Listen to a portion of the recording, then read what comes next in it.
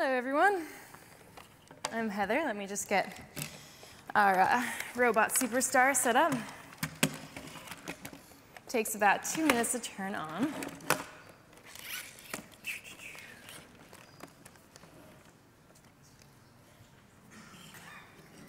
Cool. So thanks for having me here. It's been a really fantastic couple of days. I am a roboticist. Thank you for the introduction. I've been working on robots for about 10 years, or in different aspects of engineering and technology. And I'm going to talk to you about two things today. The first half of my talk is going to be about how collaborations between artists and engineers can bootstrap innovation in technology. And the second half is going to be about some of my own research in the arena of social robotics. So I am one of those people that thinks that it would be really cool to live in a world where we have everyday robots, something like out of Star Wars. Any Futurama fans in the audience? Really great. Anyway, or WALL-E. So I like friendly robots, and I think they sometimes have a kind of a bad reputation. So I founded this robot film festival to explore positive storytelling with robots that I'll talk to you about in a little bit. And even more than like specifically getting robots into our everyday life, I'm interested in this idea of transforming our interfaces with technology to something that can be more pleasurable and a source of delight. There's been a lot of different talks that have connected this theme over the course. I wrote just a couple of them down. This idea of better interfaces to medical technology that actually use our, he's very excited. That kind of use our human dynamics to make us actually better follow our medical regimen, or this idea of social gaming, this crisis crowdsourcing, creating platforms that leverage our social characteristics to be able to collaborate and work together. And even this discussion yesterday of tech shops and hacker spaces, I think more than even the accessibility of manufacturing, it's like my personal experience has been in those spaces, it's a lot about collaborative innovation. It's about providing people an opportunity to work together to make new things. So I think that good design is a feature of higher quality life, and that we are in a world where we have been transformed by technology. Since the advent of the first tool, we have been transformed. When writing was developed, that has changed how we stored information. When the printing press was developed, that had transformed society. And so I think it's important to have a dialogue about what we actually want from technology, and to reflect on how it has been transforming ourselves and society. And I think that if we do design better social interfaces with technology, that will allow us to more fulfill our capacity of being human. All right, big preamble. Let's let the robot Starting take over. Program. Hello, everybody. Can you hear me? All right. Yes. The volume is good. Okay then, let's get started. Today we are going to talk about the gulf between art and science. You see, science is a way of understanding the universe. Science has been proven by centuries of experimentation and uses clear mathematical relationships that can be replicated and proven. Art, on the other hand, has far less clinical uses of imagery and metaphor. Art uses imagination and is responsible to aesthetics, not logic. Actually, it appears that the two have absolutely nothing in common. Wait, hold on, stop. Let's... Input received. I am not a crosswalk sign. What is wrong? You are wrong. Art and science have everything in common. They're both techniques for understanding the universe. Beginning, sarcasm scan. Results, negative. Heather, that is just foolishness. Take modern physics, for example. What does that have to do with art? Modern physics is just one of the latest examples of a long history of humans and thinking machines trying to explain nature. To understand the roots of science, you first have to think of many thousands of years of shamans, priests, philosophers. No, you are not going to talk about the ancient Greeks again, are you? Let's start with the ancient Greeks. I'm sorry, folks, but for some reason, Heather is obsessed with the ancient Greeks. I think she's just jealous that I look better in a toga. Togas are Roman. Moving along, you see, the Greeks considered the universe to be a well-ordered, planned-out system, like a giant machine, the grand operations of which could be identified in the smallest parts. This rationality is reflected in their arts and their uses of simple geometric shapes, like in this Parthenon, this building behind me. They're also the inventors of some of the first abstract art. Do any of you know what that might be? The alphabet. Visual representations of sounds that come together to form words, which are configured in various ways to represent concepts. Abstract enough, how about numbers?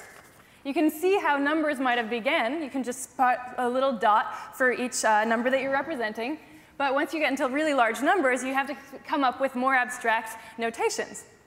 Now, the Greeks weren't the first people to represent alphanumeric systems, but they are the basis of civilizations and new ways of thinking about and understanding the universe. Right? Data? Data! Wake up. Oh, man. You always do this.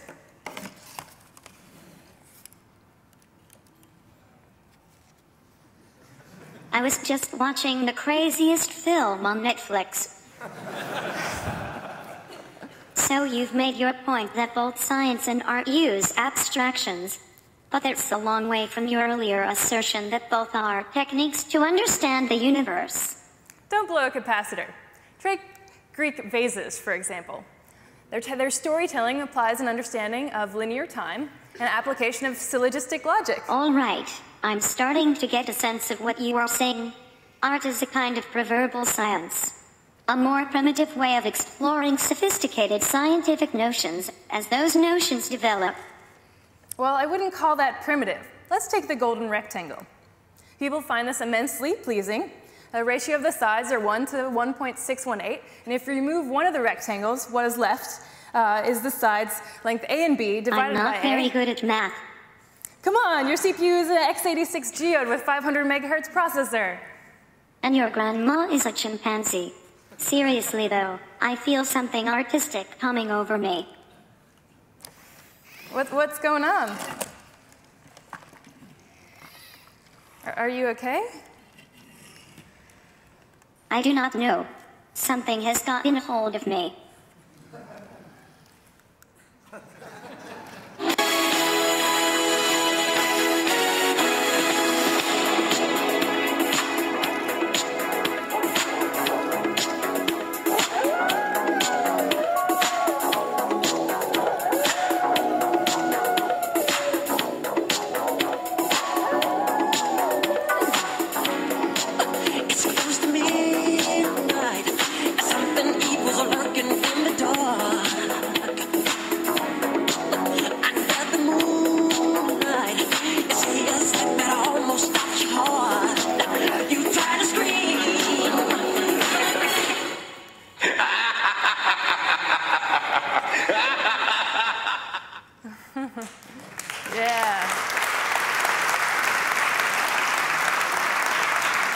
Thank you, everybody. He really likes the attention. This will come up again later. Feel free to, Clearly, Michael Jackson was a scientist. Clearly, I'm done. Michael Jackson was a scientist. I think we saw this yesterday, 2 days in a row of robots dancing to, and the houses dancing to Michael Jackson. I think the connection is clear. Right. So give it up for Data one last time. He thrives on this. Right.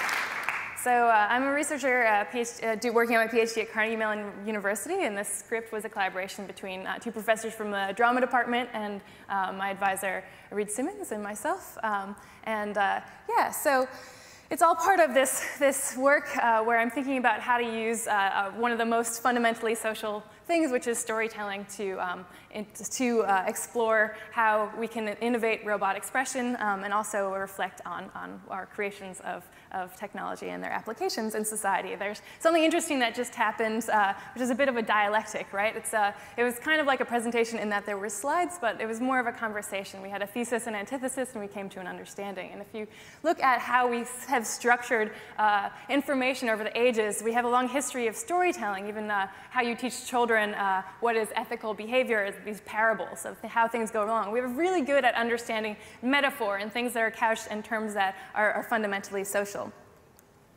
So my robot theater company, Marilyn Monrobot, is founded around some of those principles, that this idea that if you have this marriage between entertainment and technology, you can create new innovation in a fundamentally human way. He does have his own Twitter account, Robot in the Wild. But, right, so it's all fun. It's fun for me to create stuff with the robot, but I'm not a performer. I'm an engineer, and so I wanted to get an access to a wider community of people thinking about the cross applications between these different domains. So I founded a Robot Film Festival about a year ago. We had it in New York City this past July. We had 75 submissions, screened about 50 of them, and we had a Botsker Award ceremony, as one does. These are the 3D printed awards. Wired UK was actually the first group to release this photo out on the internet, so there is that. And yeah, so you can see there's some different kinds of awards than the traditional human Oscars. We had a Best Robot Actor category. There were 10 different categories, including Ethics and Impact, Best Story, Best Picture, we have, like Most Uncanny.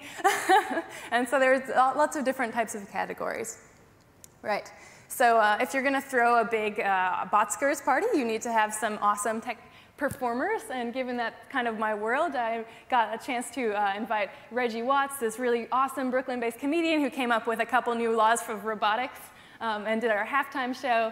We opened up with this guy, Tim Larson, who builds these percussion-based robots that take MIDI control to play out the beats in these enormous structures. He even had this sort of eagle costume that he kind of stepped into the harness, and halfway through the song, it opened up as these wings that at every point of kind of the bat wings had these little bells that would also start moving during the performance. Another woman, Milena Mapri, a student at the NYU's Interactive Technology program, who had this band where her backup instrumentalists were virtual characters of herself. The band's called Jilted. She said she was tired of other people not showing up for practice. And then we had Josh Ventura, specially in town from LA. We had been working with him on the intro video for the festival itself. And at the end of the night, and everyone in their finery were all dressed up, he gave us a quick lesson, 10-minute lesson in how to dance the robot. So you had like a room of this size full of people, all of you standing up, you know, doing your robot thing. So anyway, you should come next year and make a film. Right, so I brought my family to the red carpet. And this is just a sampling of some of the films. We had a documentary about a project to go to the moon. Remember that? I'll talk about it again later. I convinced Spike Jonze to lend us a copy of his I'm Here film, which is available at imhere.com. It's a robot love story. We had a piece about this relationship between this robot and the dog, a very realistic robot, but a really profound story. It won the Botsker for Ethics and Impact. These are all Botsker winners. Most Uncanny was this. It was more of a visual storytelling than actual narrative, but it's this transformation of this human woman into a cyborg. And this story on the streets, set on the streets of South Africa, called Out in the Street, where these robots get recalled for their parts to be replaced, and they decide that they would rather commit suicide than lose their identity. And like there's all these like throwbacks to kind of like almost biblical imagery, and so they kind of achieve this sort of digital transcendence. So really like interesting explorations of concept. And then down on the bottom right, you see a very small piece of a room-sized instrument that was on display at Ars Electronica for a couple years. It's basically an enormous marimba player that plays itself by throwing these ping pong balls halfway across, maybe like 2.5 meters across the room. And it's this whole experience of this room-sized machine dancing. So we decided that we wanted to give Best Robot Actor to something that had machine charisma, which might be a little bit different than standard human charisma. But anyway, and this won the Audience Award.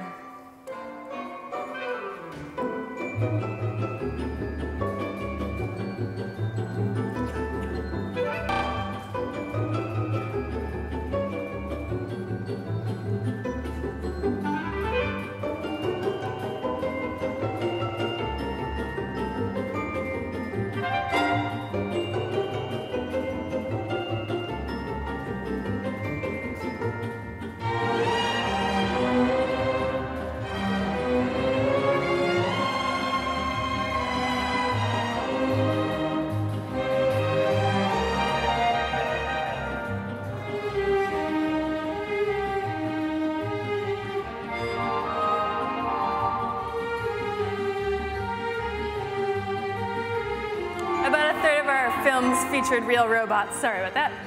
So you can see these are researchers from Johns Hopkins University using their medical robot Da Vinci system to do a real-life operation.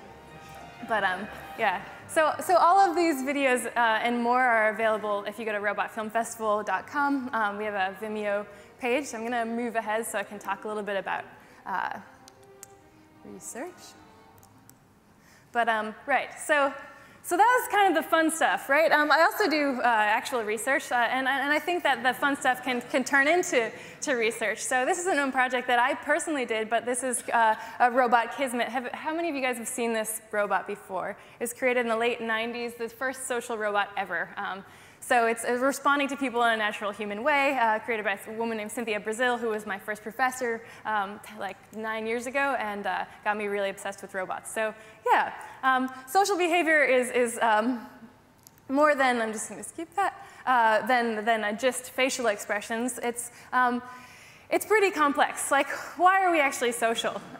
Sometimes it's like, are we looking for connection with each other? I'll give you two quick reasons that I think are relevant to robotics. One is this snap decisions. So when you first see a pineapple or a big scary bear, you have this fight or flight. Is it a predator or prey? You need to make some really fast decisions. How many of you read the book Blink?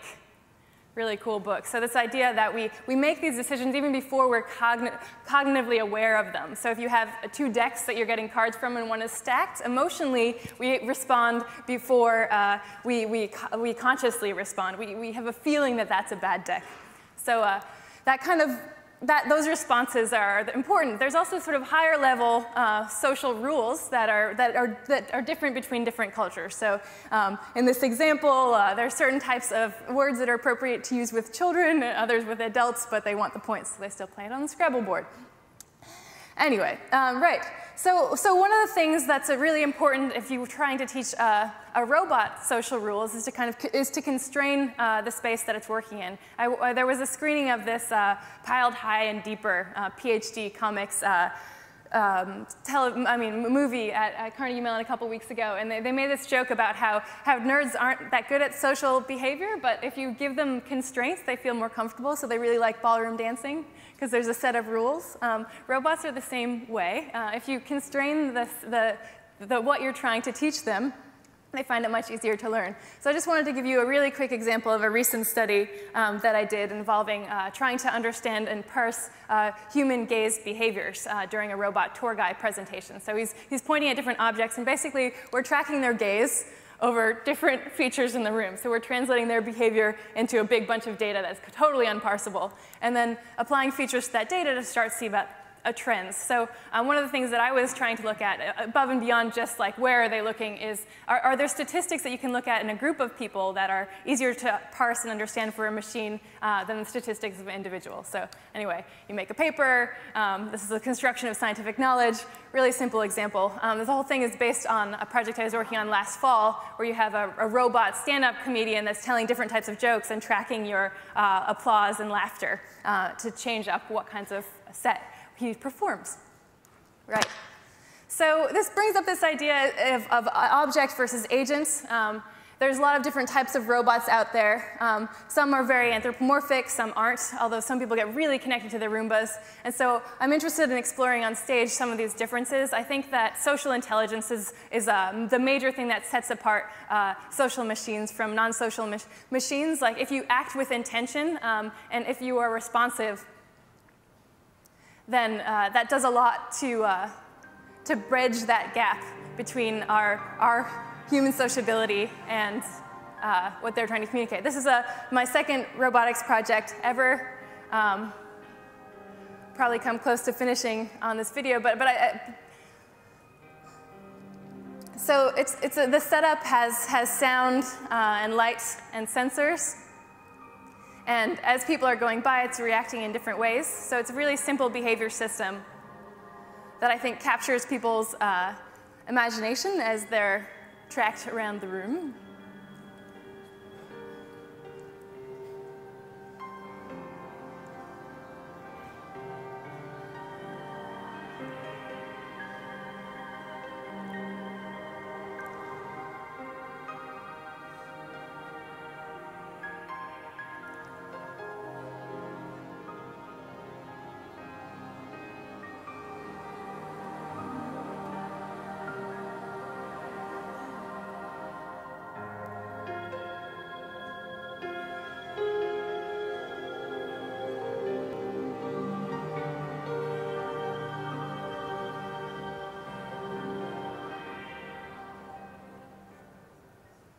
Right. So there's a lot more to explore. 20 minutes is kind of a short period of time. Yeah, thank you for having me.